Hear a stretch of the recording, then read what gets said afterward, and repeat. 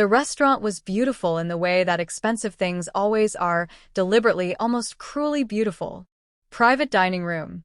Transcorp Hilton, Abuja. White linen tablecloth, 2 tall candles burning slow, a single red rose lying across the second plate like something left at a graveside. The kind of setting a man arranges when he wants the surroundings to carry the weight of what his words cannot. Norah Badmus Martin sat across from her husband of 5 years wearing the burgundy dress she had bought 3 weeks earlier, specifically for tonight. She had tried it on twice before the day arrived. She had told Dr. Imani Akins about this dinner with a quiet, careful excitement, the kind that belongs to a woman who has been holding a secret she cannot wait to finally release. 10 weeks. She had been waiting for tonight. 5 years of marriage. For this exact table. Jide Martins reached into the inside pocket of his blazer.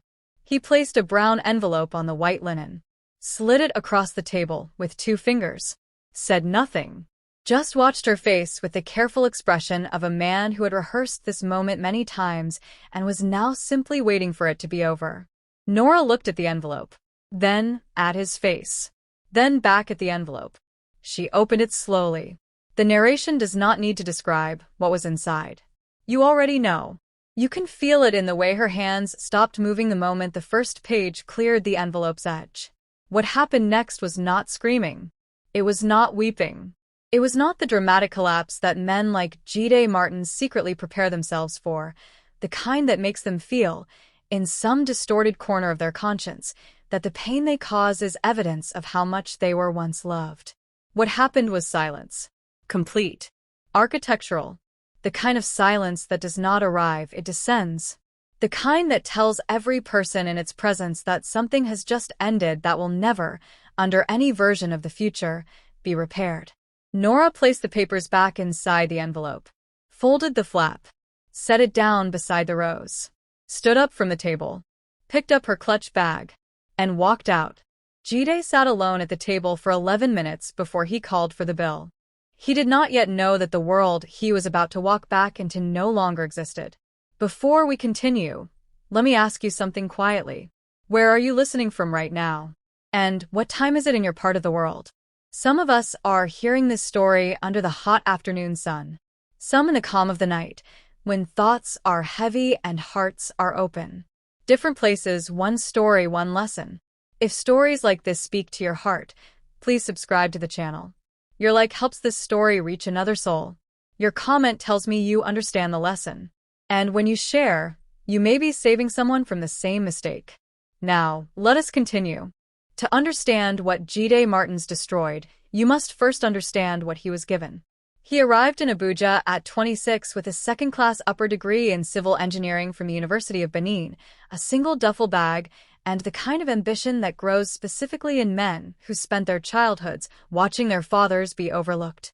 He was from Abeokuta originally, the second of 4 children, raised in a household where school fees were a monthly crisis and dignity was something you performed for the neighbors on Sunday mornings. Jide had decided very early that he would not live that life. He would not merely survive Abuja. He would be seen by it. He met Norah Badmus at a rooftop gathering and was zone 4, 27 months after arriving in the city. She was the kind of woman who did not announce herself. No performance, no rehearsed laughter, no strategic eye contact across the room. She was standing near the railing with a glass of water, listening to a conversation she had not started, and there was something in the quality of her attention, the way she listened as though every word mattered, that made Jide cross the room before he had decided to. Norah had studied architecture at the University of Lagos. She was intelligent in the way that quietly devastates, the kind of intelligence that does not compete, but simply sees. She had been 3 months from completing her postgraduate dissertation when her father, Chief Omar Badmus, died of a sudden cardiac event. She had returned to Abuja for the funeral and never gone back to finish. Her mother, Zara Badmus, had needed her. The family had needed steadying. Norah had simply absorbed the sacrifice without complaint, the way she absorbed most things. They dated for 14 months. Jide was attentive then, almost urgently so. He called when he said he would. He remembered small things, the way she took her tea, the name of the professor whose class she always quoted, the anniversary of her father's death. He was building something, and in those early months, Norah believed it was a life with her. What she did not know, what neither of them discussed openly, was that 3 months into their relationship, Jide had been quietly shortlisted for a senior role at Hallmark Interiors and Structures Ltd., one of Abuja's most respected interior architecture and real estate development firms. The recommendation had come through channels Jide assumed were professional connections responding to his CV. He had interviewed well. He had been confident. He had told Norah about the offer the evening it arrived, and she had smiled in a way he would later be unable to look at directly. He had no reason to ask who had opened the door. They married in a modest but elegant ceremony in Asokoro 18 months after they met. Zara Badmus sat in the front row in deep green osso oak and said very little throughout the entire day. Those who knew her said she watched Jide the way a structural engineer watches a new bridge, not with celebration, but with quiet, continuous assessment. The first 2 years of the marriage were good. Genuinely good. Jide was climbing at Hallmark, promoted to head of projects in his second year, then to managing director of projects by year 3. He began to fill the role with an ease that he mistook for natural authority. He bought a better car. He upgraded his wardrobe. He started speaking about himself in boardroom language, even at the dinner table. Norah noticed the shift the way you notice a season changing, not in a single moment, but in the accumulation of small things. The phone that was always face down on the kitchen counter. The business trips to Lagos that extended without explanation. The way he stopped asking about her architectural sketches, which she still drew quietly in the evenings, a habit she had never fully abandoned. The way his eyes moved across her at dinner as though calculating how much longer he needed to sit there. She told herself she was reading too much into it. Then, on an otherwise unremarkable Thursday morning in October, for months before their 5th anniversary, she found a folded paper inside the breast pocket of the gray suit she was taking to the dry cleaner. It was a printed UK skilled worker visa checklist. 2 applicant names were listed at the top of the page. Jide Martins. Lena Osei. Norah stood in the bedroom doorway for a long time. Then she folded the paper exactly as she had found it, placed it back in the pocket, and took the suit to the dry cleaner as planned. She said nothing to Jide that evening. She said nothing for 4 months. She simply began attending prenatal appointments and waiting for their anniversary. There is a particular kind of woman that Abuja's social world consistently underestimates. She does not sit in the front rows of press events. She does not post on social media. She does not correct people when they describe her as a retired schoolteacher, which is what Zara Badmus allowed most people to believe for the better part of a decade. She wore simple wrappers to the market. She tended the garden of her Asokoro compound herself on weekend mornings, a wide-brimmed hat shading her face from the Harmattan sun. She attended cultural association meetings and listened more than she spoke. If you encountered Zara Badmus at a social gathering and did not already know her, you would probably offer to help her find a seat. You would be making an error that many people, mostly men, had made before you. Zara Badmus was the founder, sole original financier, and majority shareholder of Hallmark Interiors and Structures Ltd.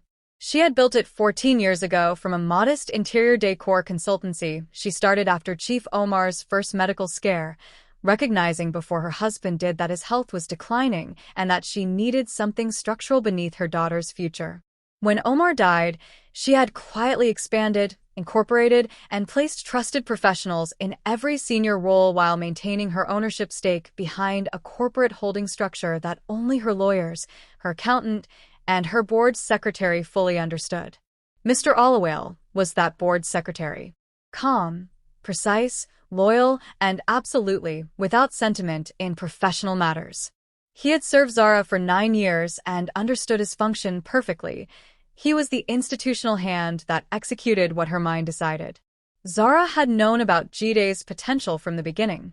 She had also known his type.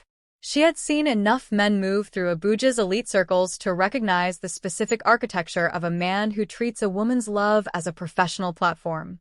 She had watched Jide closely throughout the courtship, testing him in ways he never recognized as tests, a delayed contract approval that required patience, an offhand comment about Norah's abandoned thesis that she made in his presence to see how he responded, a small financial inconvenience she arranged through Hallmark's procurement department to observe whether his character bent under pressure.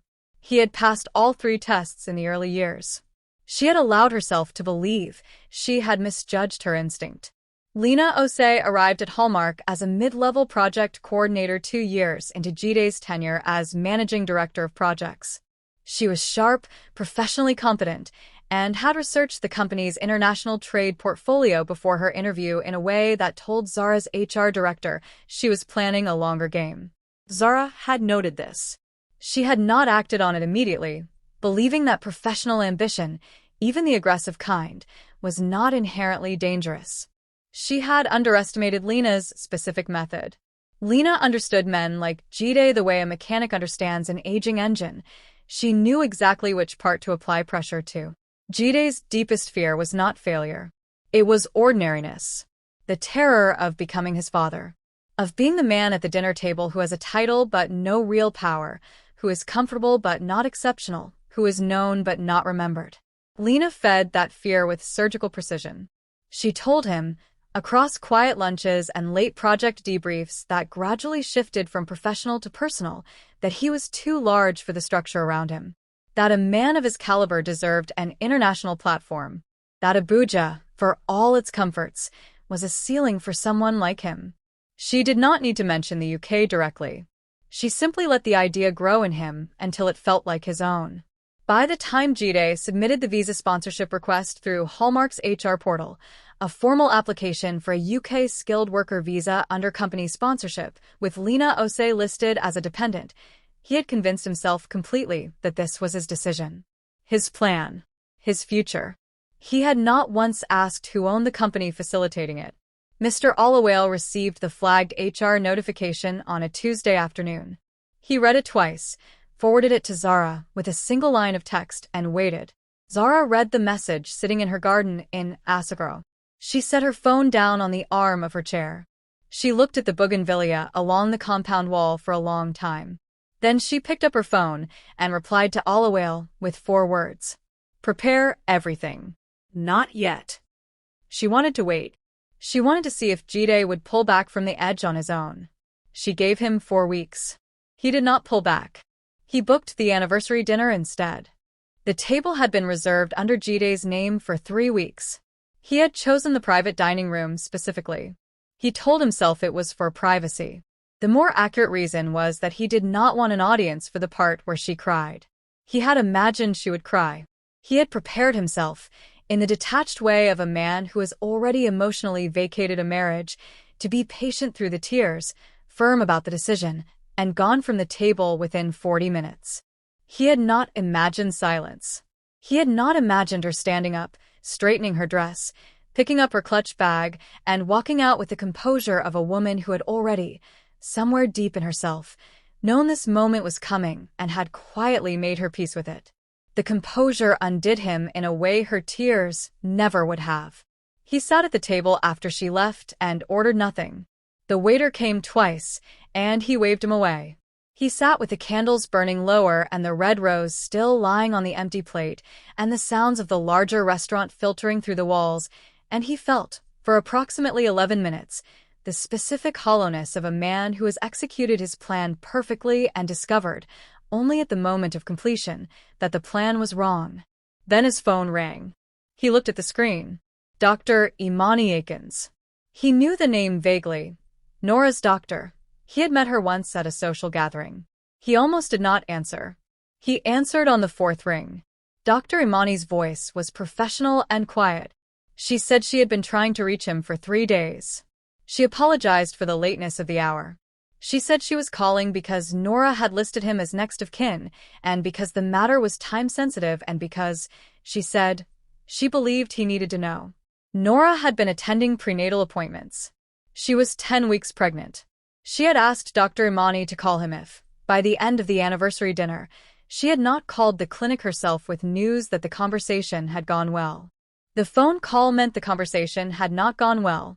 Jide sat in the Transcorp Hilton car park for 1 hour and 17 minutes. His engine was off.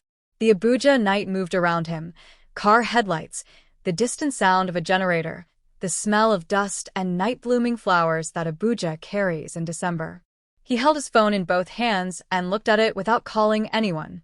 He had spent 4 months preparing for a divorce he believed was the beginning of a better life.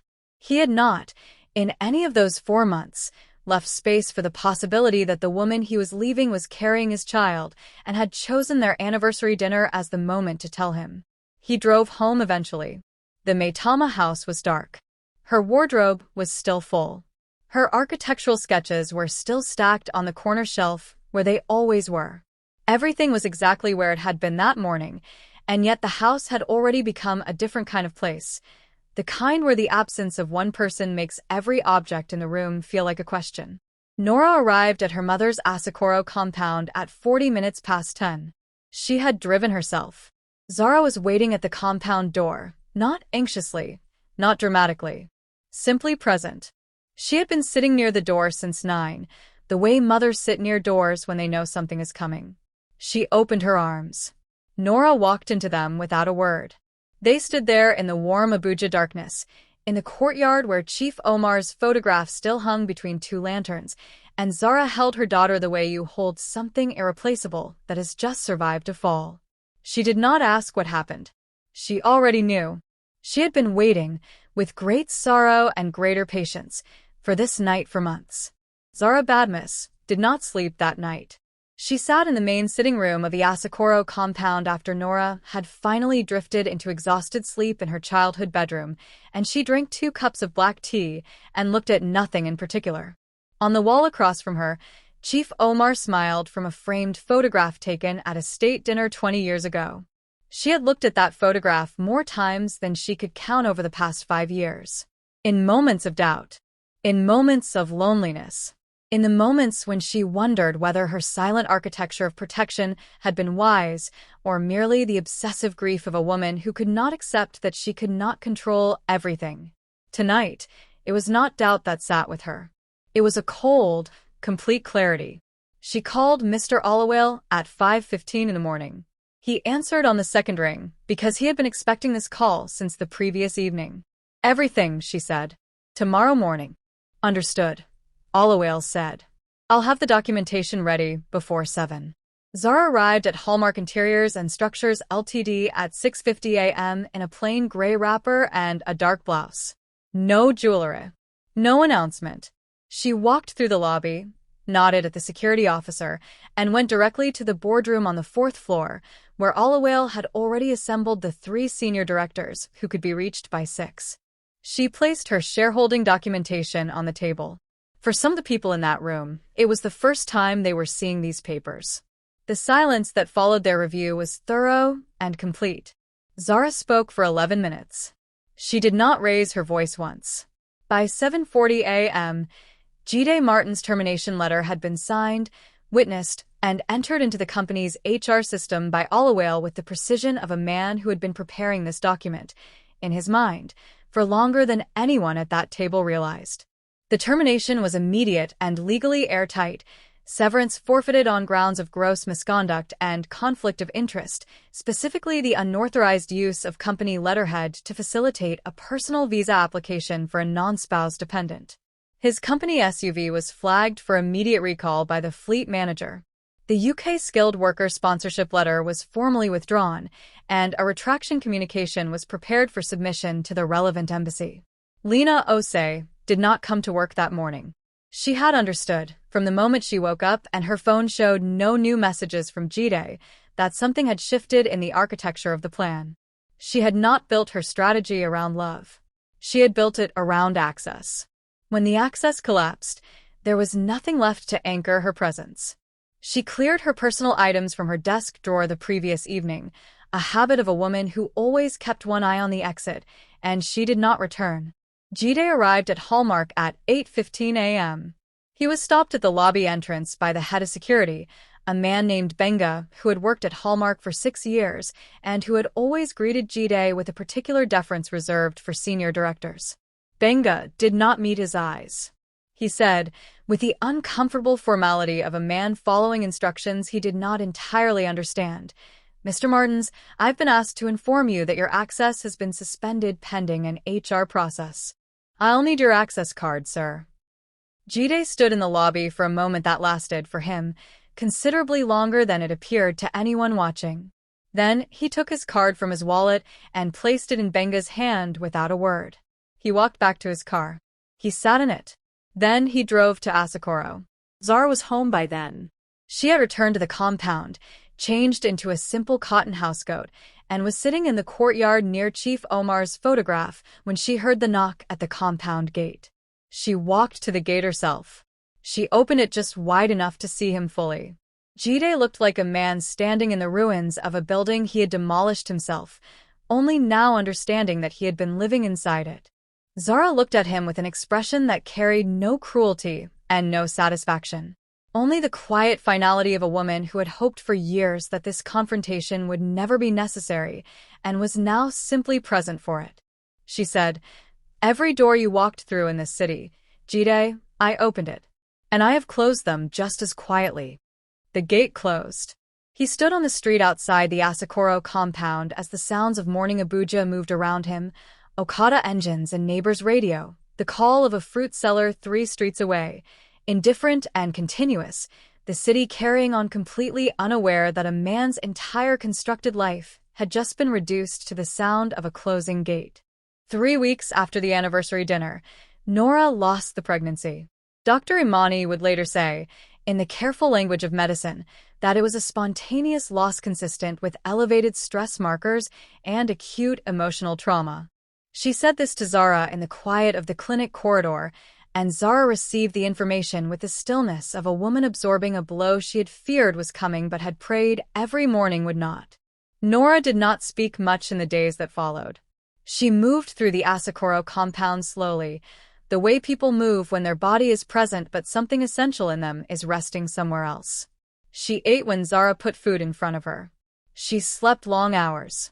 She sat in the garden sometimes in the late afternoons and drew architectural lines on blank paper, not full sketches, just structural lines, the way a musician plays scales when words are not enough. She did not contact Jide. But she had made one decision, and she had asked Dr. Imani to carry it out. Jide received the call from Dr. Imani on a Wednesday afternoon. He had been staying in a service department in Garki since leaving the Maitama house. He had no legal claim to the property now, and entering it had begun to feel like standing in a room where all the furniture knew what he had done. He had tried calling Norah 7 times since the gate closed in Asakoro. She had not answered once. He had sent 3 messages. They were read and not replied to. He had driven to the Asakoro compound twice and been told, politely and firmly by the compound security, that he was not expected. Dr. Imani told him on that Wednesday call that the pregnancy had ended. She told him when it happened, and she told him that Norah had specifically instructed her to inform him, not out of cruelty, but because Norah believed that a man who had made choices with full agency deserved to understand with full clarity what those choices had cost. Then Dr. Imani ended the call. Jide did not leave his apartment for 2 days. In the weeks that followed, those who encountered him noted a change that was difficult to name precisely, but impossible to miss. The particular energy that had defined him in Abuja, that forward-leaning, space-filling, room-entering quality that men who have built their identity around status carry like a second skin, was gone. He seemed smaller. Not physically, but dimensionally. Like a building that is still standing but has lost its internal structure. He attempted a reconciliation in the 4th week. He arrived at the Asakoro compound on a Saturday morning with nothing, no gifts, no prepared speech, just himself, which was perhaps the first genuinely honest thing he had offered in years. Zara came to the gate. He asked if he could speak with Norah. Zara looked at him for a moment and then called inside. There was a pause of perhaps 2 minutes. Then she turned back to him and said simply, "She says she wishes you well." Nothing else. No anger. No conditions. No door left open. Just, "She wishes you well." He would later tell the one person he still spoke to regularly, his younger brother in Abeokuta, that there is something uniquely final about being released without bitterness. Anger, he said, at least implies that the other person still considers you significant enough to feel something about. The absence of anger from Norah was not forgiveness. It was completion. She had moved past him entirely, and the moving past had been so thorough that there was no emotional residue left to negotiate with. Norah re-enrolled in her postgraduate architecture program at the University of Abuja in the new semester. Zara handled the fees without a conversation about it, the way she had always handled the things that mattered. The architectural sketches that had lived in a corner shelf in Maitama were now spread across a proper drafting table in the Asokoro compound study, and those who visited the compound in those months noted that Norah was beginning to look, slowly and not without cost, like a woman returning to herself. The Maitama property was transferred fully into Norah's name through Zara's lawyer. Every professional record at Hallmark that carried Jide's name was archived under terminated staff. His company email was deactivated. His nameplate had been removed from the MD of Project's office on the morning of his dismissal and had not been replaced yet. The role was being restructured. Jide left Abuja 6 weeks after the anniversary dinner. He returned to Abeokuta with no title, no wife, no child, no visa pathway, and no professional footing in the city he had spent a decade building himself inside. The UK visa application, without the sponsorship letter, was dead on submission. Lena Osei had, by all accounts, relocated to Port Harcourt to pursue a different opportunity. She had not contacted him after the morning of his dismissal. This, perhaps more than anything else, clarified for him what the previous 18 months had actually been. There is a particular tragedy in the story of Jide Martins that goes beyond the obvious. He was not an unintelligent man. He was not without capability. In a different version of the story, in a different sequence of choices, the ambition that drove him from Abeokuta to Abuja could have built something genuinely his own. The hunger was not the problem. The hunger, redirected, could have been the foundation. The problem was the misdirection of it. He spent 5 years inside a life he did not build, believing he had built it, and the belief itself became the rot. Because a man who thinks he is self-made inside a structure someone else constructed will never ask the right questions. He will not ask, who opened this door? He will not ask, what holds the ceiling up? He will ask only, how do I get to the next floor? And when the structure is taken away, he has nothing. Not because he was never capable, but because he never once directed his capabilities toward building anything that actually belonged to him. Zara Badmus did not destroy Jide Martins. She simply stopped holding up the walls he had mistaken for his own. Norah Badmus Martins lost more than a marriage. She lost a pregnancy, 2 years of her postgraduate study, and the particular kind of trust that, once fractured at that depth, does not reconstruct itself in the same form. These are real losses.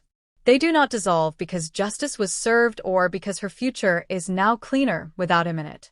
The justice in this story is not the satisfying, cinematic kind.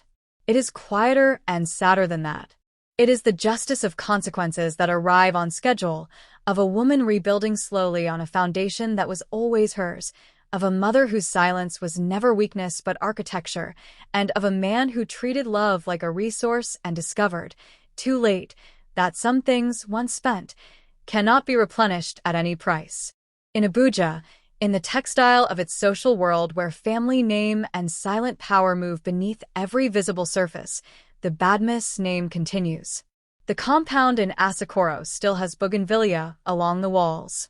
Chief Omar still smiles from the photograph between the 2 lanterns.